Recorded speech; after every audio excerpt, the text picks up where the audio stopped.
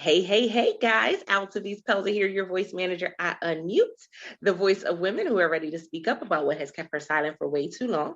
This is another episode of the #SpeakEasy Podcast, where we talk about the good, the bad, the ugly when it comes to building or rebranding a business. I'm excited about my conversation today because this is kind of like the dream. Like, I think our guest today is living the dream. And we are going to all live not only through him, but kind of get some steps on what that looks like. Hello, Ian. How are you today? Hey, I'm really, really good. Thank you. How are you? I am doing great. I'm excited about this episode. I have been saying for forever that I want to travel, and I have done more traveling now as a business owner than I have throughout my whole life. But I mean, now I want to go around the world too. Well, once the world opens back up 100%, I want to go around the world too. So, Ian, let the studio audience know a little bit about you, and then we'll dive into today's topic. Great. Well, hi, everyone. So my name's Ian. I am from Edinburgh in Scotland, and I have a long-suffering wife, two amazing kids who are now in their young adulthood, and I run an outsourced human resources and health and safety business in Scotland. But the reason I'm here is because a decade or so ago, when I was in a nice, secure, well-paid permanent job, I quit it. We pulled the kids out of school for a year and we went backpacking around the world. And here we are in 2021, and I've done what I keep saying I should do. I've written the book all about it. And I'm sharing the stories.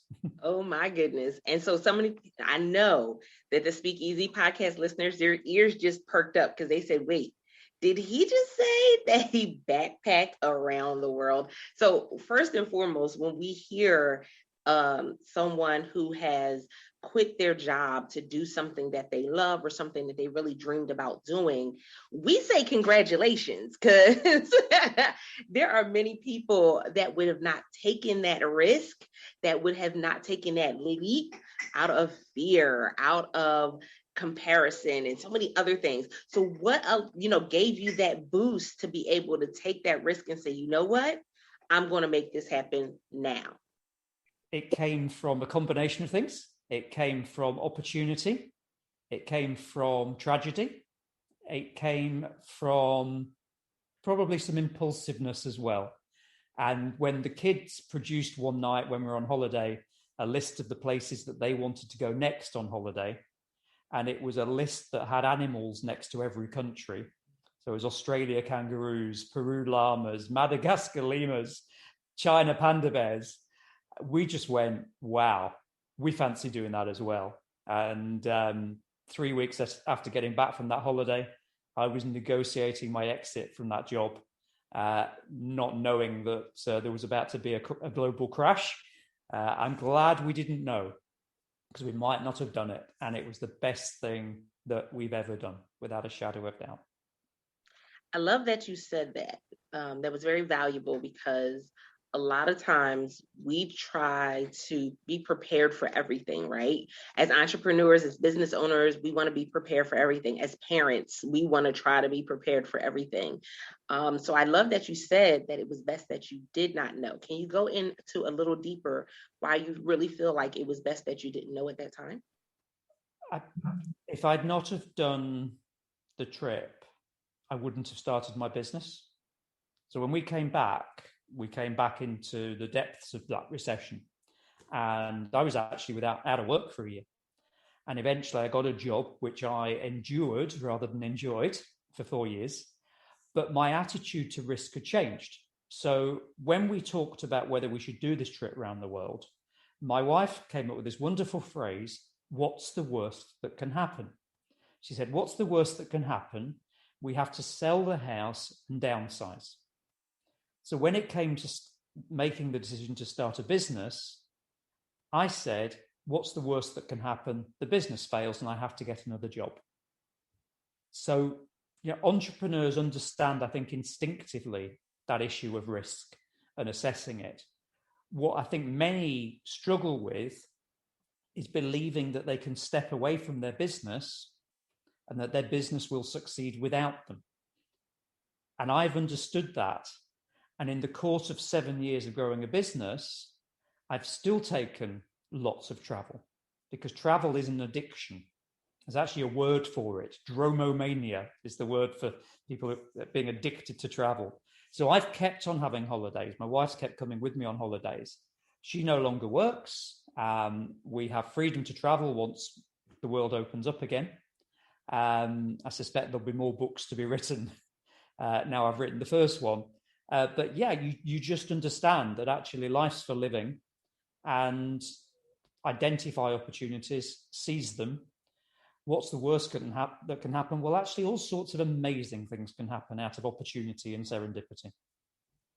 Ooh, and that leads us to, you taking the opportunity and everything that you've experienced, or maybe not everything, but putting it into a book. And, because everybody always talks about, oh, it's a saturated market. Oh, everybody's got a book. Well, everybody doesn't have a book. But what led you to saying, okay, now we've had this experience. The next experience is putting this story on paper. So if I'm brutally honest with myself, I put this off for far too long. Prevarication won. And finally, the opportunity presented itself to work with some people to do it. So I joined a masterclass at the beginning of November. I threw myself at it, just as I have at growing a business. And I wrote the first draft in 80 days, 80, which is appropriate for writing a book about going around the world in 80 days, as Phileas Fogg did. It wasn't deliberate, but that's how long it took. And initially, this was a legacy project. This was me writing the best version of our family story for my kids and their kids. But as I started to get feedback on it, I realized that it had a universality to it, that it spoke to people at any time, but particularly right now, in a world where we can't travel, where so many parents are having to homeschool. This is a story about traveling as a family and world schooling, using the world as the classroom. So I could see that lots of people would be interested in it. And that meant, as I wrote it, I increasingly wrote for my audience rather than for myself.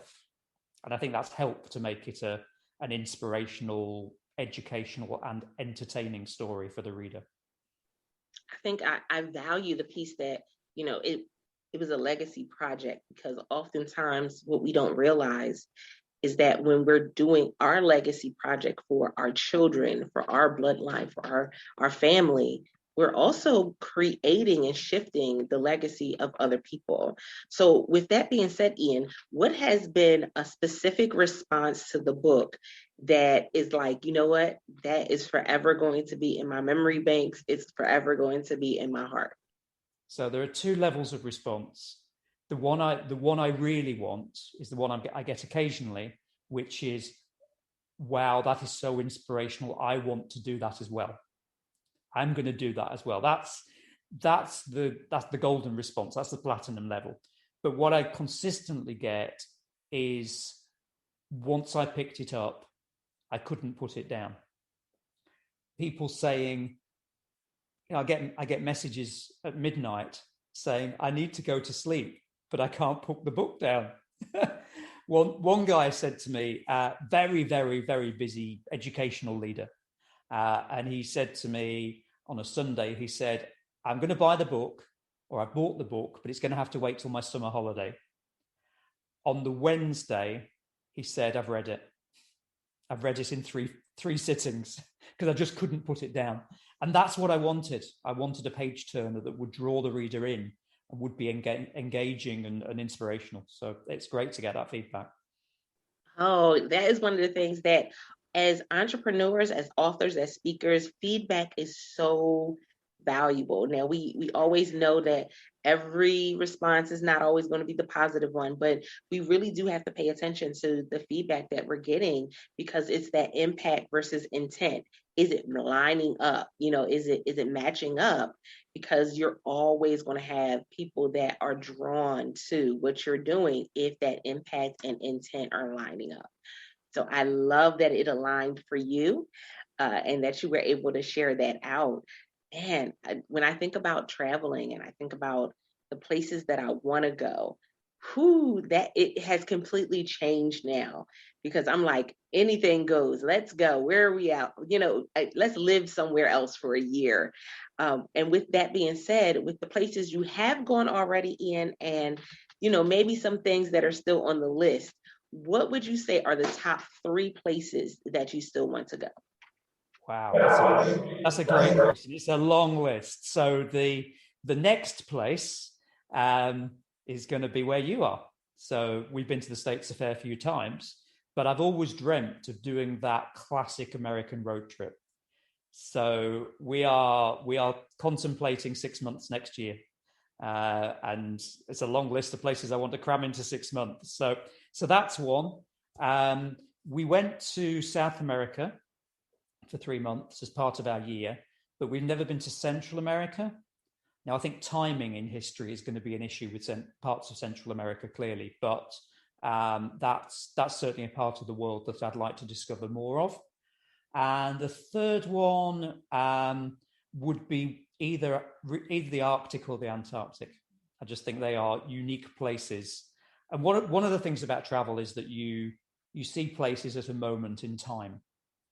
And we know that they are parts of the world that are under great threat at the moment. So it would be amazing to see them whilst they're still in the state that they're in at the moment. I love that. It's interesting you said that, because the person that connected us, which is Fraser Ramsey, I absolutely love it. He's over in Scotland, and we connected online. But when he came over and he did his trek through the US, I got to meet him in person while he was in Philadelphia. I'm in Maryland, but a few of us from Maryland and a few people from Philadelphia all came together and had dinner together. And it was so much fun. I absolutely loved it. But being able to see people, first, like face to face, it makes such a huge difference, especially as you're making these online connections. It's priceless. Yeah, let me tell you one story that's related to that from the book. And we set out from Scotland, and we headed to Africa, then Asia, then Australia and New Zealand, and finally South America. On the same day that we set out from Scotland, another family that I'd connected with online set off from DC, and they went in the opposite direction, right? So they started in South America. And we met them for the first time at 2 p.m. on New Year's Day on the steps of the Sydney Opera House. It was the most amazing experience. Of course, we've been to stay at theirs, they've been to ours. Lifelong friendships come from all this sort of stuff. And again, just serendipity. People connect people who connect people, and all sorts of opportunities come from it in life, in travel, and of course in business. SpeakEasy Podcast listeners, I hope you guys have been listening in. There's always some underlining things that when we say yes to an experience, yes to an opportunity, but part of it is that we don't know just how far that experience is going to take us. This is why we bring you these conversations and these interviews. It's because guess what? These are the people that have lived it and are living it. And they can definitely shed some light on some things that you may be interested in. And so, Ian, let the studio audience know how they can find you online and how they can reach out to you if they have some questions or want some more insight. Sure. So a few different places. I'm on Twitter at Trippers Family. I'm on Instagram at Original Family Trippers. And that's a good place to find me because I'm putting out a travel photo from our travels every day. So there's lots of amazing stuff. I put 15,000 to choose from, so we're not going to run out anytime soon. And then in terms of getting hold of the book, the paperback and the ebook are on Amazon and available in the States as well as the UK. And if anyone wants the audio book, then that's available from our website, which is familytrippers.co.uk. Lots of ways to get in touch. I love it. SpeakEasy Podcast listeners, make sure that you not only connect, get the book, read the book, but also review the book. You guys already heard it's a page turner. So you may be sitting and reading through this in just a couple of days? If so, by all means, make sure that you reach back out. Let us know, let Ian know, so that way we can congratulate him and thank him so much for being a guest on the show. Guys, it's all about you, because we want to see you excel in life and in business. And without the SpeakEasy Podcast listeners, there's no SpeakEasy Podcast. So with that being said, come join the conversation. You can let us know on Instagram at Altovise Unmuted how this episode resonated with you. And this is your host, Altovise Pelzer. And until next time, don't forget to press it out. See ya.